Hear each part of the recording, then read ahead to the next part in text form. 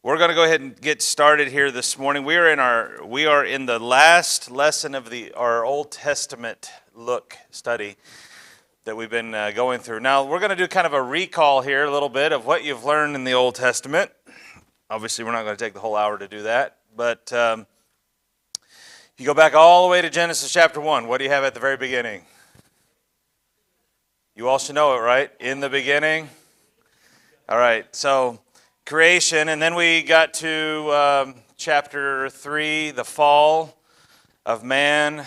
Get to follow that flow through history, and really for the first 5 chapters you have about 2,000 years of history. You have about 1,500 years of history that play out, 1,600 years of history that play out, and we get to Noah's flood that starts in Genesis 6, goes all the way through to the end of chapter 8.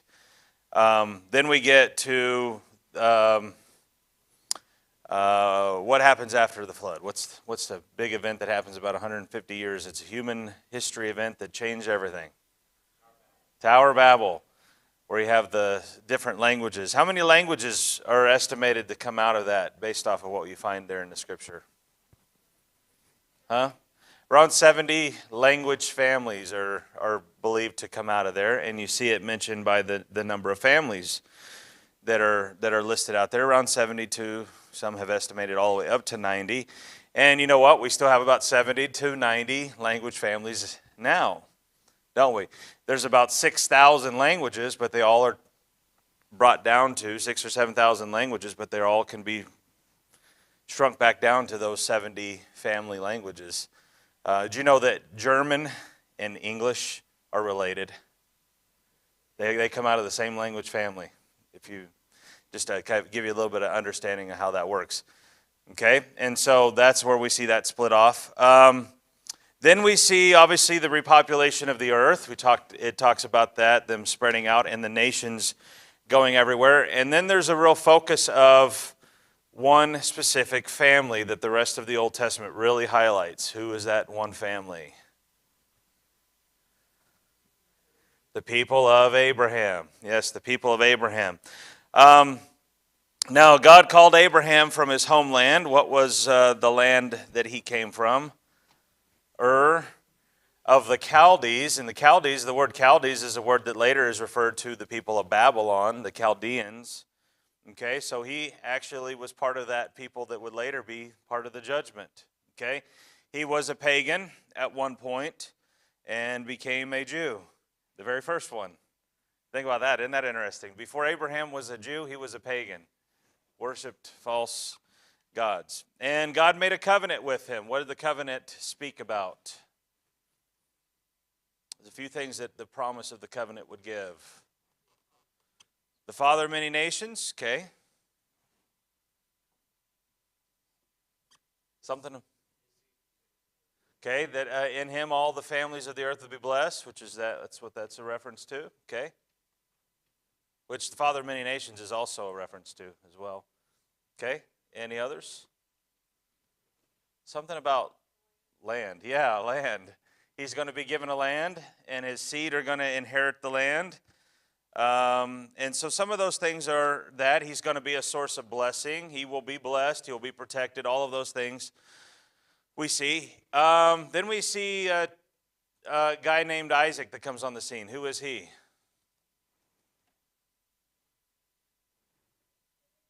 Is he Abraham's first son? Not chronologically. Does anybody remember who he had before that? Ishmael through Hagar, right? And that turned out to be not a good deal. But Isaac was the one that the blessing would go through. In Isaac shall thy seed be called, it says. And then we go on that God confirms that covenant to Isaac, that he said to Abraham, and then he confirms it to the next one that comes on after him. Who's that? Jacob. Jacob later becomes known as Israel. And out of Jacob, he has 12 sons, which become the 12 tribes of Israel. Okay? Which tribe is Jesus going to eventually come through?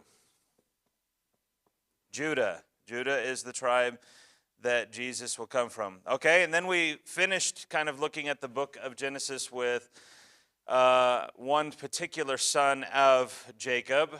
What son was that who becomes the real prominent son for quite a while? Joseph, taken into captivity or sold as a slave, lives as a slave, is thrown in jail, and then eventually is delivered and made second ruler in Egypt. What's significant about what he does for Israel? Well, he has dreams and he's able to interpret dreams, but something he does to benefit Israel. Well, they're living in what land at this point? The land of Canaan, and he takes them into the land of Egypt. Yes. Saves them from famine. Okay. Then they grow in Egypt. They go into Egypt, about 70 people plus. There's a number discrepancies a little bit on that to figure out which one it is, 70 to 75. But whatever that is, they grow to a gigantic amount of people while they're in Egypt. And when they finally leave Egypt, they are estimated to be about 2 million. Okay? Who is it that God uses to deliver them? Moses. Moses becomes the deliverer. After they're delivered out of Egypt through all the plagues and things that are happened, they wander around in the wilderness for 40 years, and that's not what God originally intended, right? They were supposed to go right into the land of Canaan, but because of unbelief, they were kept out, and they died in the wilderness, and the second generation would take over and become the ones that would enter Canaan. Through Joshua would be the one that they would come into the land of Canaan. Then they finally conquer most of the land, but do they conquer them all? No. That becomes a problem. It will be a problem that plagues them all their history because they let those people stay when God told them not to let them stay. And why are they a problem to their history? Huh? They're pagan, and they keep pulling the people back into pagan ways, pagan lifestyles. Then we go through about a 400-year period, a little over 400-year period of a cycle, back and forth and back and forth and back and forth, serving God and then abandoning God, and then a judge coming and delivering them. What is that called? The time of the judges, okay? And after that, they eventually will become a kingdom. What's the name of the kingdom going to be? The first part of their kingdom is going to be called Israel, right? And they are a united kingdom. And there are 3 kings that reign over them in that united kingdom. What are the names of the 3 kings? Saul, David, Solomon. Solomon is the last, right? Saul, was he a good guy? No, he was a bad king. He starts off, at least appears to be strong and like he's going to do what he's supposed to do, but because of the fact of his disobedience to God, he is cut off, his family's cut off. Another man comes on, David, who is a man, the Bible says, is a man after God's own heart. Does that mean David was perfect? No. But God makes a covenant with David, sort of like he made with Abraham. What was the covenant called? The Davidic covenant. Pretty easy to remember, right? The David covenant. Okay? And that covenant, what did it say about David and something about his line? He would have a kingdom that would last forever. And how would that be fulfilled? Through Jesus, who would be the final great king. Okay? Solomon, he's wise and strong, but he gives over to idolatry. And as a result, the kingdom gets broken apart in the next king. And the next king's Rehoboam, and really we have 2 patterns of kings. We have a kingdom of the north that keeps the name Israel. How many tribes are part of that kingdom? 10. Kingdom of the south, how many tribes? 2. Okay, what are the 2 tribes?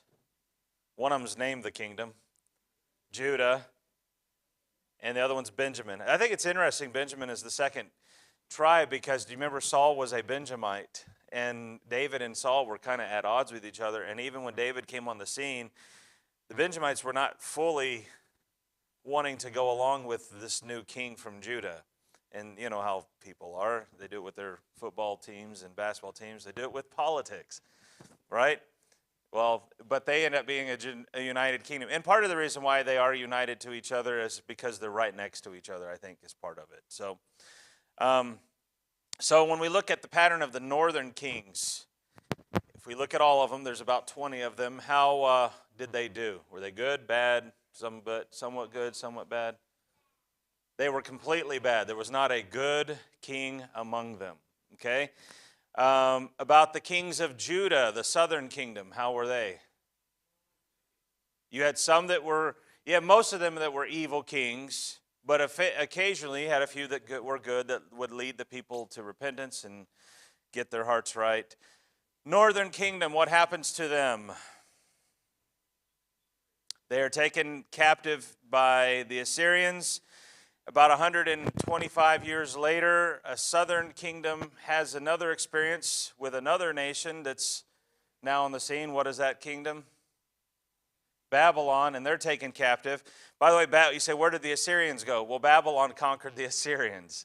So basically, the Assyrians are still there. They're just in another form, okay? They're under a new leadership. And how long do the people of Judah stay in captivity for? 70 years. They come back. Do they come back in the fullness that they left? No, they don't come back in the fullness that they left. They leave in kind of three waves, if you remember, and they come back in three waves, but not in the fullness that they left. And they are basically the rest of the people that would be considered Jews of any kind remain scattered throughout the land because of what Assyria did and what Babylon did to them. And I don't know if some of them may have just abandoned the faith altogether and no longer were Jews in that sense. I don't know. I'm sure that's possible that happened. So now we come to the end. We had obviously Ezra, Nehemiah, Esther plays in there in that time frame of them coming back into the land. But now we come to what's called the 400 silent years. The 400 silent years. And this is a time where God no longer has a voice, if you will, for the people. He doesn't send prophets. There's no more speaking from the Lord. There's no more messengers. There's no angelic visitors. None of that really does happen. And people call this what's often called the intertestamental time, meaning the time between the two testaments, the Old and the New Testament time. However, the Bible does talk about the 400 years, the 400 silent years. It refers to what would happen in those times. So where we're going to find that is found in the book of Daniel, chapter number 8. So I'm going to ask that you open there, and we're going to read a few things. And I don't expect for you to understand everything we're going to read. This is when we get into some prophecy, we're going to see some prophecies that are kind of vague, but there are things that are made clear if we take some time to look at it. Okay? Daniel chapter 8. And we're going to read verses 1 to 14. So I need 1 to 5. Bill, 6 to 10. Hannah, and 11 to 14. Darla. I saw you raise your hand there. Okay? Go ahead, Bill. Start us off.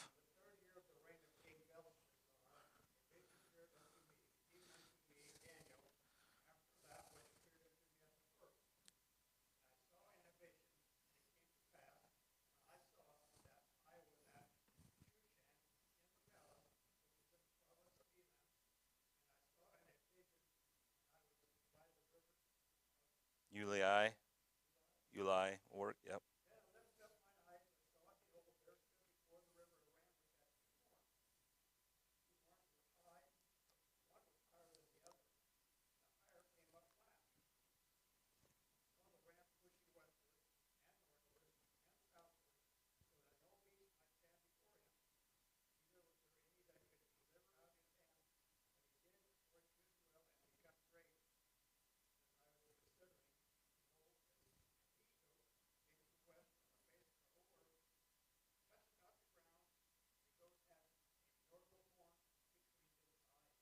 Okay, go ahead.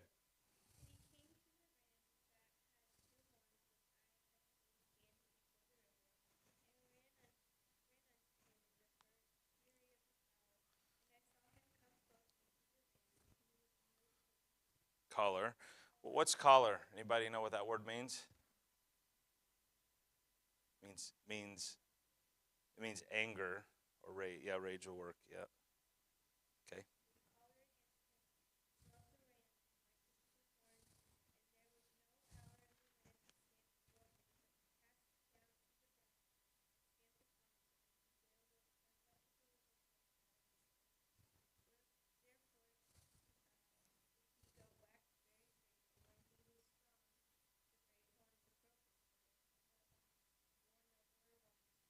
Notable.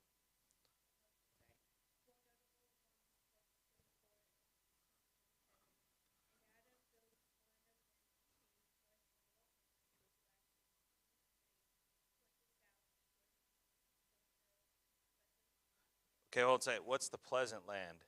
I'll give you a little clue of what that is. Anybody have an idea what that is? It's a reference to Israel. Okay? Go ahead.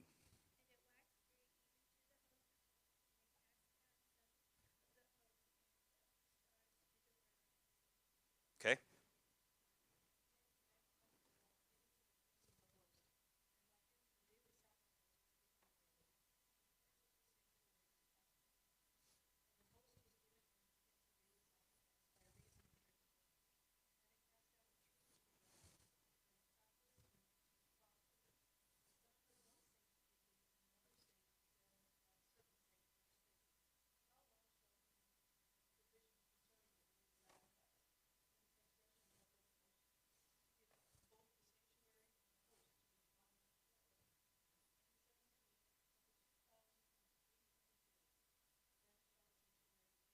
Okay, so let's stop and figure out a little bit what's going on, just the vision, before we find out what the interpretation of that vision is. What's happened at this point?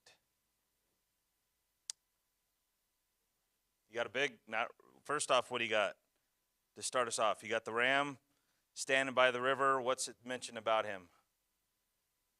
Two horns. The second horn comes up bigger than the first horn, right? So the first horn grows out of his head, and then the second one gets much bigger. Okay, and there's a reason for why that's said. Okay, then all of a sudden we see what else show up? A he-goat from the west, and it says, did you see there? It says that he wasn't even touching the face of the ground. He touched not the ground. It's a reference to the fact he's moving with extreme speed. Okay, he's not slow at all. And says that there's one big notable horn out of the goat. Okay? All right, that's important. Then what happens to that notable horn in its power and prime? What happens? It gets, yeah, he destroys the ram, but what happens to the horn? It breaks. And out of that break comes what? 4 more horns. And they grow out toward the 4 winds of the heaven, right? And it says, and out of one of those horns comes a little horn. And that little horn becomes the one that the whole rest of the vision's talking about. Okay? And this little horn is able to do what? With Israel specifically. He's to do something with their sacrifice. What does he do? He stops their daily sacrifice. He magnifies himself against them, against some of the things that they're about. He makes some of the things that they do. It says he tears truth down to the ground. And he's able to basically shut down the temple for how many days are we told? Days, until the sanctuary will be cleansed. Okay, and there's a reason for that mention. So you say, what's the vision all about? Well, we're going to talk about that in just a second. Go to stay in chapter 8, because it's going to give you the interpretation here. Gabriel, who is the one giving the vision, also gives the interpretation, or Gabriel gives the interpretation of the vision to Daniel, because he asked about it. Look at verse 20 through 25. Who wants to read that? Just give one reader. Okay, Wayne? Yep.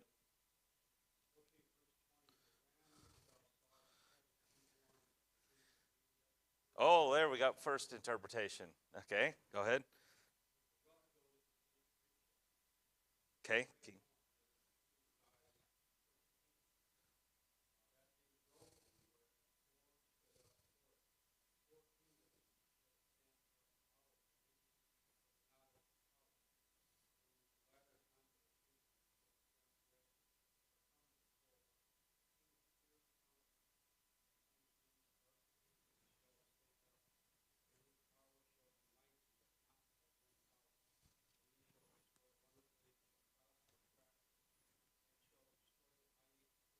Who's the mighty and holy people?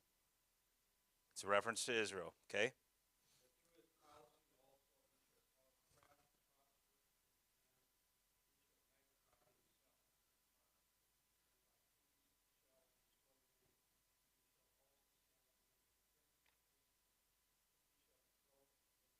Okay, so we get a little bit understanding here. Okay, so the two horns at the beginning refer to which kingdoms?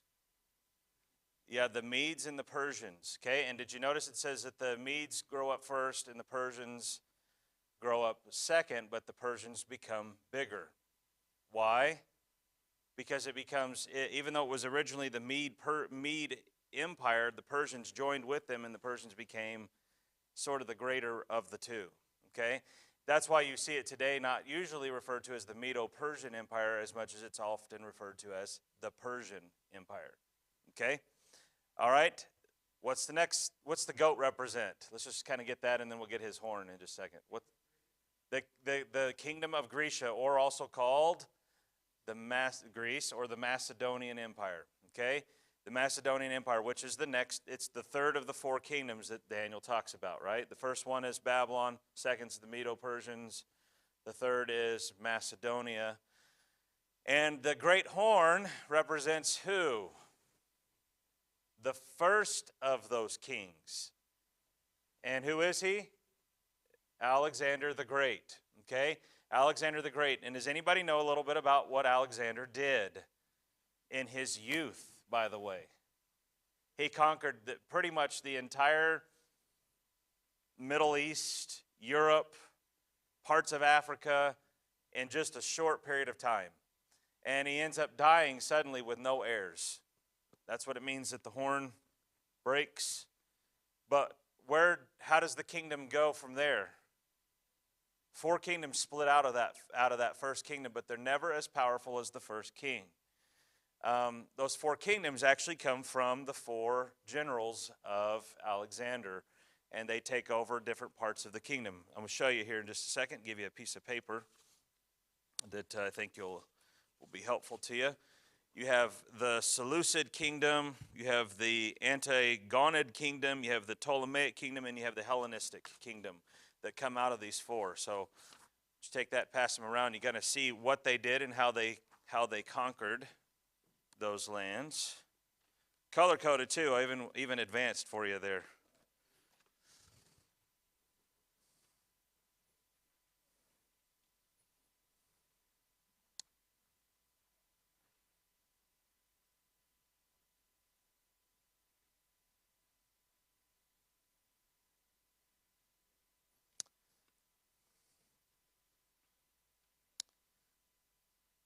And like most kingdoms, even if they all come out of the same family or same group, do you think they're always going to be at peace with each other? No. So a good part of what you read out of the book of Daniel is not all four kingdoms being involved, but really the northern and the southern kingdom there. The one that's represented by the green there, Seleucid, and the Ptolemaic there, the one that's covering Egypt and parts of Africa and other places. They become the major battleground that's talked about. In fact, the reason why they become so important is because does anybody see what stretch of land sits between them two? It's the land, if you know where you kind of get a little clue there by the capital city that's put in there. Israel becomes a major player in the battles that play. They become a battleground where these two kingdoms are often fighting. And so for 400 years, there's a lot of that going on in the silent years where they're dealing with this. Now, out of that, one of those kingdoms comes a group or a little king that will come on the scene who ends up being a pretty big threat. Does anybody know who the little horn, if you know your history a little bit, know who he represents? No, he's a specific king. And Rome is not going to play in the Greek Empire. No. Antiochus Epiphanes. Okay, his dad's name's Antiochus the Third, and he is Antiochus Epiphanes. The Jews did not like him. They actually called him Antiochus Epimanes, which means Antiochus the Fool. because they made fun of the name, but they absolutely hated the guy. And the fact that he's called the little horn speaks of the fact that he was not planned to become the next ruler. But it actually mentions here by craft he was able to do what he did. He was able to work his way in and become a ruler or a dominant ruler. And one of the things he ends up doing, and we'll look at it in just a moment, one of the things he ends up doing is going after the Jews out of anger and rage because of losing battles that he has with the southern kingdom. Okay? So that's kind of what you have going on here. All right? So this is the nature of what ends up playing out here in that. Now, during this time, Antiochus, when he ends up becoming the one that makes war, is the one that shuts down the temple. He comes in and invades the land. If I remember right, he ends up killing several thousand Jews when he comes into the land, closes the temple down. Actually, what he does is he defiles the temples. Anybody know what he did to defile the temple? Sacrifices a pig on the altar of the temple and then makes the high priest and all the priests eat it. Then he begins to make laws that says you're not supposed to circumcise your children, you're not supposed to observe the Sabbath, all these kinds of things that they had done as a people, and begins to do what's called Hellenizing the Jews. Anybody know what it means to Hellenize? No, that's not what that means. To make them Greek. You know why you go from the Old Testament being Hebrew and they're speaking Hebrew, and then the New Testament they're speaking Greek? It's because of what they did. Okay? It's what the Greeks did to them during that time. Now, it's during that 400-year period of time that you have the rise of famous people or famous groups that we see quite significant in the New Testament. One of them being the Pharisees, another one being the Sadducees, a third one we don't see mentioned, but history talks about them, the group called the Essenes. Now, the Pharisees, they are ones that are absolutely opposed to the Hellenizing that's going on in the culture. They hate it. They are resisting it. They are rejecting it, and they are constantly fighting it. The Sadducees, who we know in the New Testament as really primarily being associated with the priesthood, they're the more wealthier of the groups. They are interested in keeping their power. And so you know what they're trying to do? Go along with it.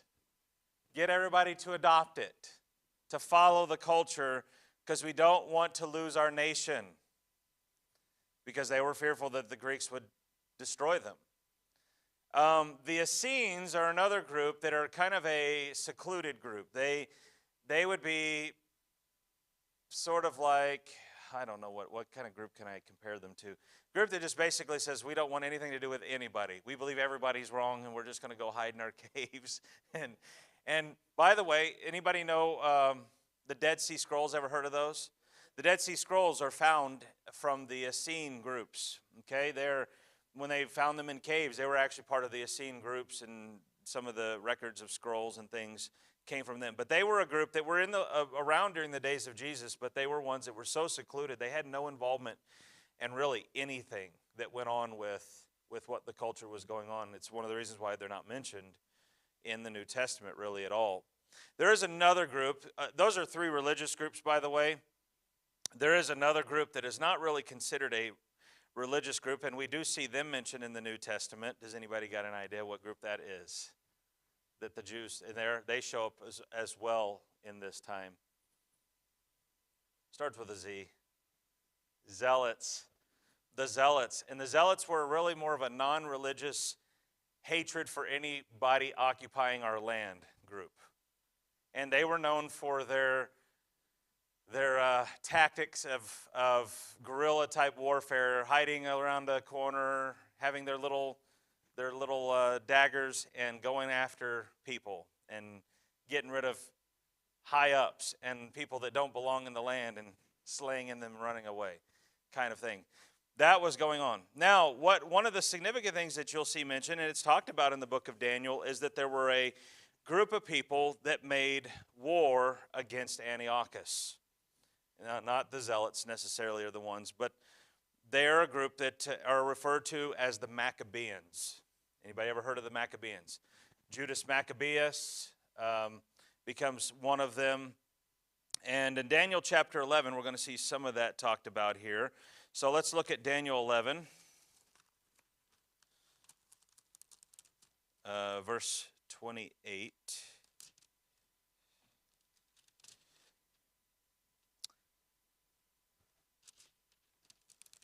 through 32.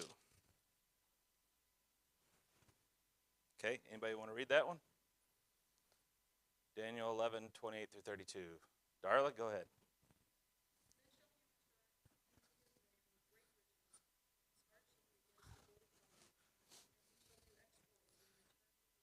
Okay, stop for a second.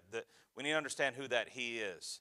It's a reference to Antiochus. Now, what's going on at this point before, I'm sorry to stop you, I should have given the background here.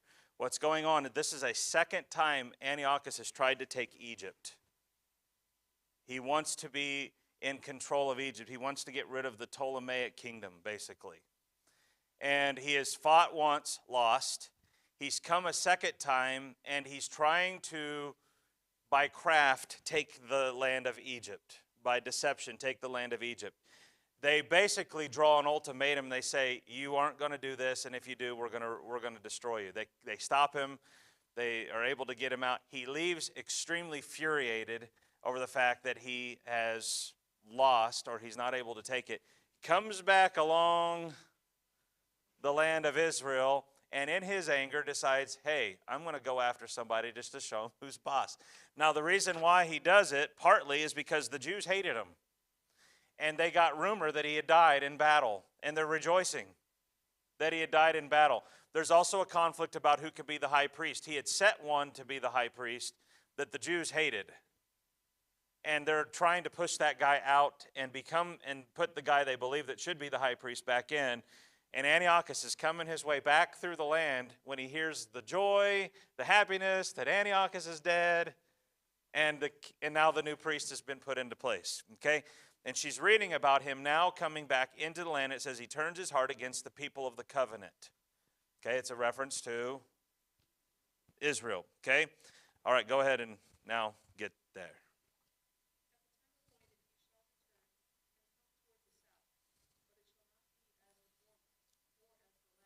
Meaning he loses battle. Okay?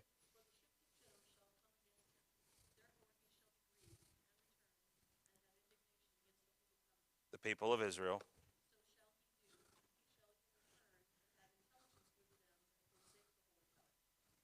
Now, what's it mean by have intelligence with them that forsake the Holy Covenant? There's some people in the land of Israel who are not Jews from the heart.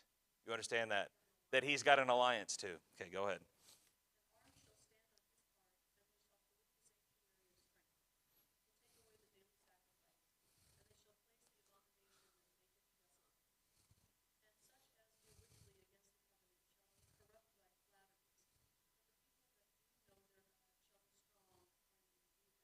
Okay, so here's where we see another vision of this. We saw it in chapter 8 of the temple being desecrated by him, and here it refers to it again, and it calls it the abomination that makes desolate. You'll see that there's actually two references to the abomination that make desolate in the book of Daniel, and they're two different events here, but this one is one specifically where basically he defiles the temple. We saw that, pig offered on the altar. But it says that there are some people that know their God that do exploits. What do you think exploits are? Military tactics. And they are the people that are called the Maccabeans, okay? They're the ones that historically fight against him and work at driving him out. If you remember, going back to the Daniel 8 vision, one of the things it says about the little horn is that he'd be destroyed without hand. Meaning there's not going to be anybody who's going to specifically kill him, who's going to specifically assassinate him, get rid of him. He's going to be driven out of the land, and when he gets back to his own place, he's struck with some disease and dies on his own. And that's the implication there of what's happening here, the Maccabean revolt. Has anybody ever heard of Hanukkah? It's a Jewish holiday, right? Well, where do we find it in the Bible? Because, I mean, all the other holidays we find pretty much in the Bible. Where does Hanukkah come from? Hanukkah comes from this event right here, because the temple gets desecrated or defiled, and once they finally drive out Antiochus Epiphanes out of the land, once they finally get rid of him, they decide it's time to cleanse the temple, but they only have enough oil in the temple to keep the candlestick lit for one day. What happens? They use the 1 day worth of oil, and it lasts for 8 days. That's why you see not a 7-stick candle, but an 8-stick candle, referring to the 8 days. That they say, even though God wasn't speaking and God wasn't doing lots of things for them in that intertestamental time, they believe that that was a divine sign. And they call it in the New Testament, by the way, they refer to this event, but they don't call it what we call Hanukkah. They call it the Feast of Lights. It's a reference to this event right here, that God had provided for them and shown his care for them in this time. Okay, so that's what we see show on. Now, we have a fourth kingdom that's going to come on the scene. And the fourth kingdom comes from, or what people are the fourth kingdom? The Romans. So when you get to the New Testament, you don't have the Persians ruling. You don't have anything about Greeks except for the fact they're speaking Greek. But you have a new authority ruling over all of that area, over all the Greeks. And they are the Romans. Okay? How do the Romans take over Israel? Well, really what ends up happening is because of the fact that the Jews appealed for help. There was fighting going on even among themselves about who's going to be what. And it was at that time that there was kind of this appeal going on, that there was a new rise of power that was going on, and they sent in a man by the name of Herod to come in and be the king over the people and rule over the people. Was he a good guy? No, wasn't a good guy. He did a lot of things for them. He built them all sorts of stuff. He's the one that rebuilt their temple. Remember, it's called the Herodian temple. He built all sorts of monuments around their land. He's the one that built Caesarea Philippi. There's a big city there he built for that. He's the guy who was responsible for building, I forget what the name of it is, but it's where all the Jews ran and hid into when the Romans were coming and attacking them, and they committed suicide at the top. And the Romans, to get up to this big fortress, had built these big ramps, and the ramps are still there today, out of just the dirt and trash and whatever, and worked their way up there and found all the Jews dead. I remember it later, but Herod's the one that built that. What is it? Masada, yes, Masada is that. So if you're familiar with some of that stuff, you'll know. This guy's the one that built that. So he even built racetracks for them. He was even known for, during times of famine, melting down some of his own golden things and making it into pieces of money and giving it out to the people. You say, well, you sound like he was a good guy. Well, he was also fiercely jealous of his kingdom. And that's why we see the threat when Jesus shows up on the scene, or the baby's born, and the wise men show up, that he is immediately seeking to destroy all the boys in the Bethlehem area because of the threat of another king. Okay? He kills a wife that he has. He kills 2 or 3 sons that he had, all because of the fear of one of them rising up and taking. I mean, eventually they're going to take over anyways, but he didn't want them to take over too soon, so he just killed them. That was this guy. He was a crazy nut. Okay? He is actually referred to also in the book of Daniel, and I don't have the notes on it. I do have some notes at another point that we could come to, but he is also talked about in here in the book of Daniel, coming on the scene. Now, what we want to do is we want to look at an activity that I've got. We're going to jump ahead to the New Testament here for a little bit, and we're going to look at the first time God speaks in those 400 years. And it's God speaking obviously through an angel. And this is we all should know, we just got done celebrating a few months back, Christmas, right? Christmas is the time when God speaks, the very first time when God speaks for 400 years. And who is the person that he speaks to? Or the person through whom he speaks to? Yeah, Zechariah, right? It's Gabriel that shows up and gives the message from the Lord to Zacharias, and it's not a public announcement. How is that announcement played out? Where's Zacharias at when he's given these words? He's in the temple, in the place where only one guy can be. And he hears this announcement. Now, there was an announcement later given, about 6 months later. Anybody remember? It was given to another person, Mary, and she gets that announcement as well. Now, what we're going to look at here this morning, so go into Luke chapter number 1. Luke chapter number 1. Come on in. And we're going to see Zechariah's prayer and see some of the things that he addresses or talks about in his prayer when he's able to finally speak after 9 months of silence. Anybody remember why he was silent for 9 months? Because he didn't believe the first news that had been given in 400 years. Didn't believe that God would actually do what he said he was going to do. And what was the news that he had been told? That he's going to become a father. Why was that problem to him?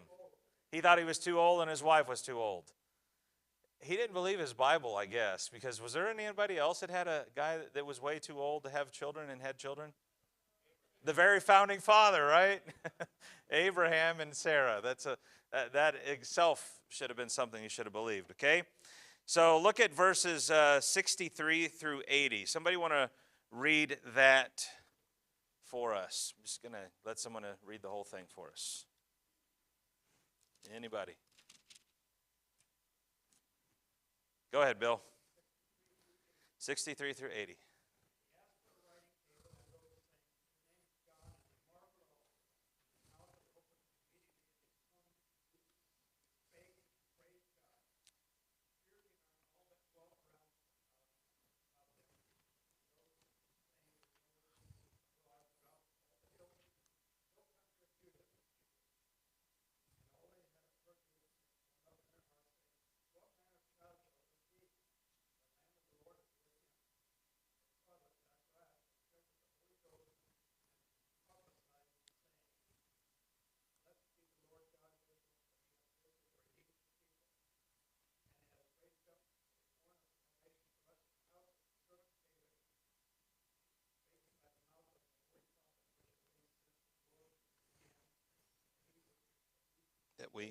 That we should be.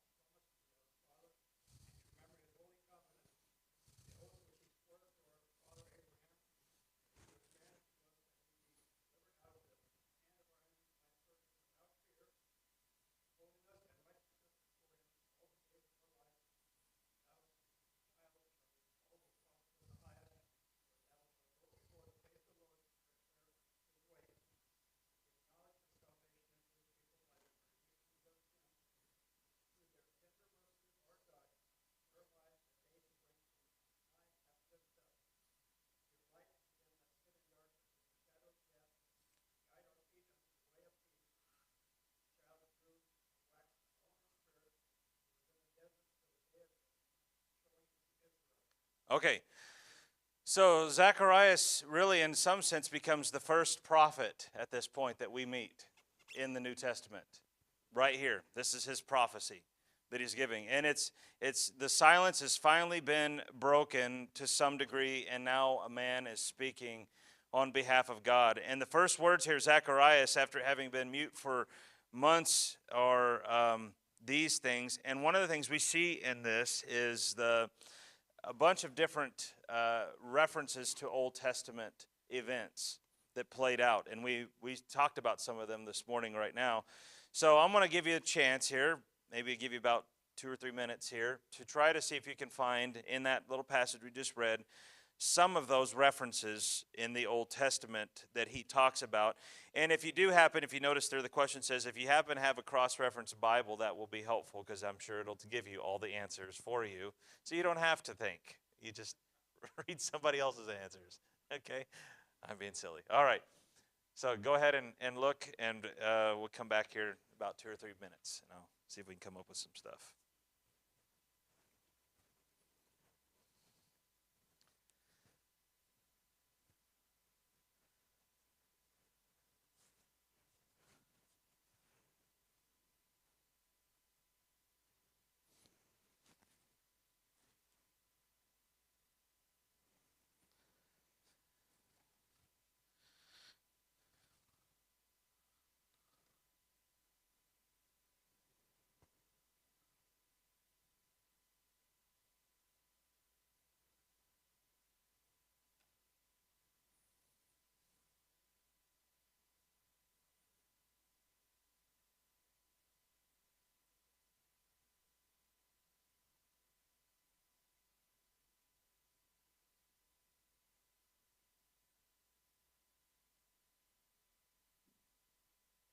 You're cheating, reading the cross references.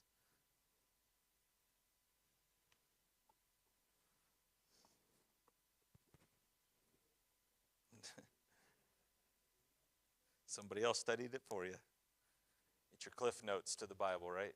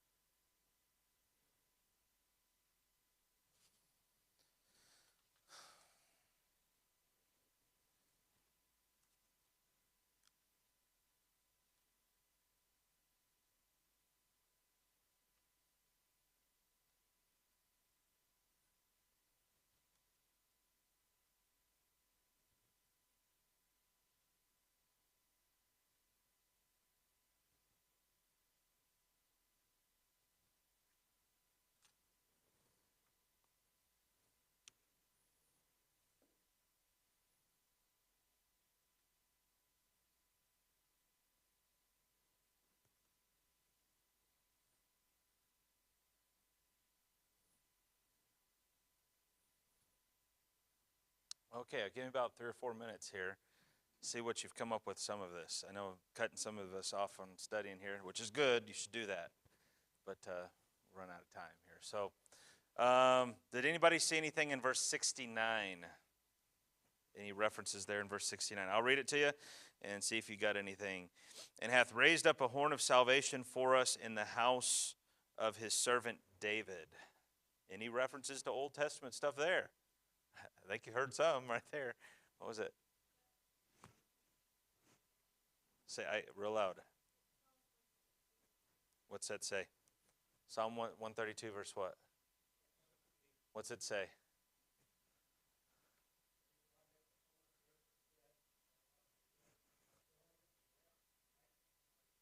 Okay, so there's a reference to that, and it appears that Zacharias is referencing maybe that. Okay, any others?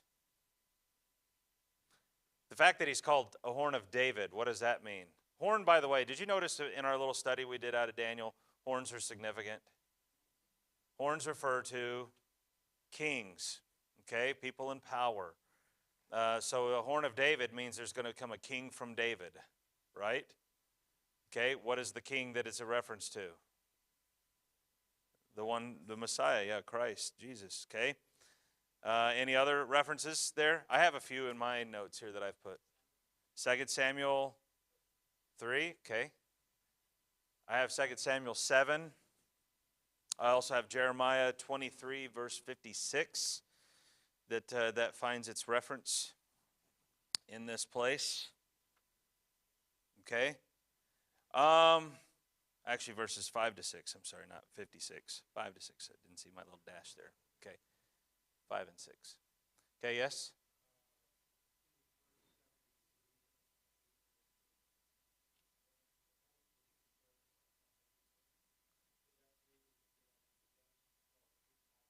That's that covenant promise that God made to Abraham. By the way, what was that covenant called? The Abrahamic covenant, right? You got the David covenant and the Abrahamic covenant. Davidic covenant. Okay. Verse 70. Does anybody see anything in verse 70? As he spake by the mouth of his holy prophets, which have been since the world began. There's a reference to the Old Testament there, isn't there? The entire book, the entire Old Testament reference, right? And there have been prophets since that time. Okay, 72 through 75 is where I have kind of a summation of things.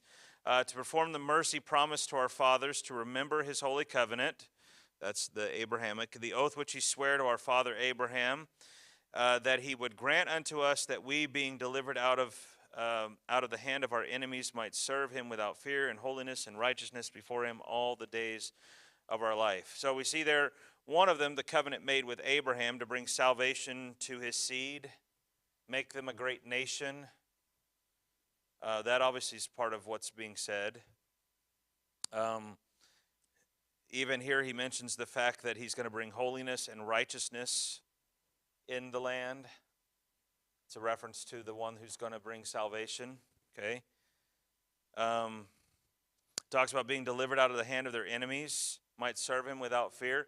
Now, I'm not sure how that fully is applied there at this point, because they don't ever get delivered out of the hand of their physical enemies. They stay under Roman power the whole time. And they stay under Roman power until they're destroyed by Titus, at least in Jerusalem, right? So there is some of that. Now, it could be a reference to some other kind of enemies. Is there other enemies that they have, that we all have? Satan can be a reference to our own sin. Serving God without fear because we're no longer under the bondage of Satan. It could be a reference to that. I don't know. It could be some future thing there as well. But there's that to be said. Okay, 76. And thou, child, shalt be called the prophet of the highest, for thou shalt go before the face of the Lord to prepare his ways. Anything found in the Old Testament in there? Yes, out of Malachi. Malachi 3:1. In fact, let me just read it to you. I got this ready for the next question. It says, behold, I will send my messenger, and he shall prepare the way before me. And the Lord whom you seek shall suddenly come to his temple, even the messenger of the covenant whom you delight in. Behold, he shall come, saith the Lord of hosts.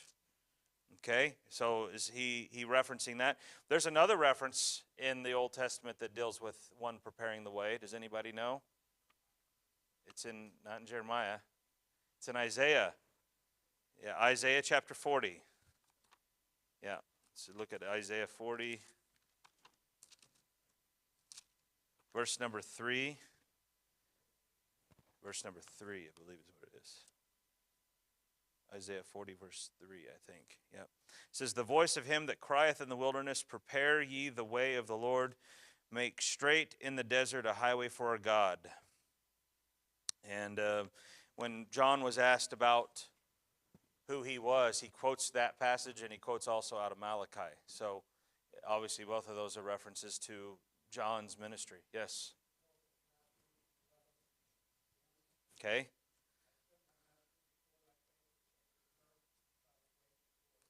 Before thee, yep. And there Matthew 10 is referencing those Old Testament passages. Okay? Yes?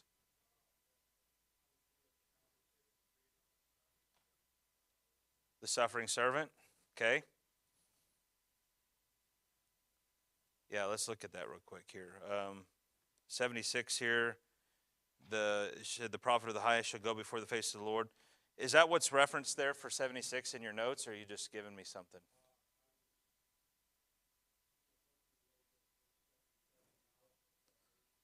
Okay. Okay. All right.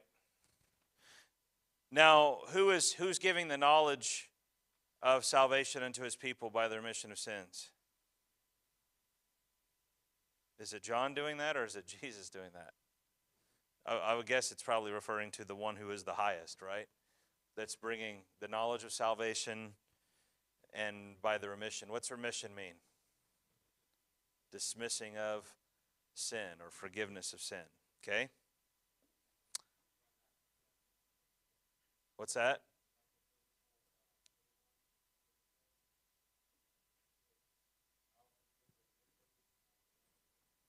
Remember their sin no more. Good. He does mention something. There's something else that's significant in the Old Testament. There's a covenant in the Old Testament that is referred to where God would take away their sins. We referred to it a few weeks back. We had a whole lesson just about this covenant. Not the Abrahamic, not the Davidic. There's another one. Doesn't have a name to it. Where he talks about taking their stony heart and making it a heart of flesh with the law written on it and removing their sins from them. It's the new covenant. Yes, the new covenant. And there's kind of a reference there being found. Okay? I mean, it's not specifically saying that, but it is talking about it. It talks about light coming upon them. Do you see that? That the day spring, that's the rising of the sun. Verse 79, to give light to them that sit in darkness and the shadow of death, to guide our feet in the way of peace. There's references in about Jesus being the source of light to the nations, source of light to the Jews. Isaiah chapter 9, one of the places it's often referred to as the Christmas songs that you see found there in Handel's Messiah, is also a reference where it talks about light coming upon the people that sit in darkness, and he's going to be the one that brings that light to them. Isaiah 60 speaks of the fact that he's going to shine that light to the Gentiles as well. What is light referring to? Salvation. Yeah, salvation. Okay. So it appears that Zacharias, even though he's filled here with the Holy Spirit, he's got a mind that's knowledgeable of the things of the Messiah and the things of what the Messiah's messenger would be. Right? Okay. Now let's go to the second question. We'll be done here. We're coming down to the end. In what ways do the prophecies of Malachi and Zechariah intersect with one another? Now, if we go to the Malachi, let me read it to you again. I read the one of them. Behold, I will send my messenger, and he shall prepare the way before me, whom ye seek. Prepare the way before me, and the Lord whom ye seek shall suddenly come to his temple, even the messenger of the covenant, whom ye delight in. Behold, he shall come, saith the Lord of hosts. And then the last two verses of Malachi in chapter 4, verse 5 and 6 says, Behold, I will send you Elijah the prophet before the coming of the great and dreadful day of the Lord. He shall turn the heart of the fathers to the children, and the heart of the children to the fathers, lest I come and smite the earth with a curse. So when we talk about from Malachi's perspective, and then we look at Zechariah, what are they doing? One is looking from one way, and one is looking from another, right? How's Malachi looking? He's looking forward to a coming deliverer and a coming messenger. What's Zechariah referring to? He's sort of looking back. I mean, he's saying it's come. He has come. And there's the anticipation that the Messiah himself is going to come soon. Yeah, and Has the Messiah come by Zechariah's time at this point? Not fully. He's there, but not there. Right? He's in the womb, right? He's in mama's womb, okay? And do you think he knows about that? Zechariah knows about that? Well, I'm guessing because Mary was there and Elizabeth had greeted her and knew that the Messiah was in her womb and all that. So yeah, I'm guessing Zechariah probably knew that that was on its way, okay? That he was on his way. But both of them, when we talk about them intersecting, both are speaking of the same thing, aren't they? One speaking of the preparing of the ministry of John, and they're also both speaking about the forgiveness that will become known in the days of the Messiah. Okay? And the hope that the people have that the Messiah will finally show up. The fact that it says there in Malachi that the Lord whom ye seek shall suddenly come to his temple. Do you know what that implies? They were waiting for him to come. How long had it been since God made that promise that he would come? More than 2,000. 4,000 years. They had been waiting for the promise of him. And in Daniel's prophecies, we're given some details about when specifically he's going to come, but even then, people are waiting. Are you the one? You remember when John finally shows up? You remember what the people said? Are you the one we're looking for? Was he the one? No, but he says, no, but I am the voice of one crying in the wilderness. Prepare the way of the Lord, because he is coming, right? All right. Well, let's go on. I think that's it. So let's close with prayer. Thank you for taking a little bit extra time there this morning to look at these things. Hope that's been a bit of encouragement. I hope you've enjoyed our study of the Old Testament as we finish it out today, the Old Testament. And we are going to, as I said, going to take a break for a little bit. We'll come back into the New Testament after a few weeks, but we're going to do a new series starting next week, okay? All right. Mr. Fred, can you close us in prayer, and then we'll take a few minutes break.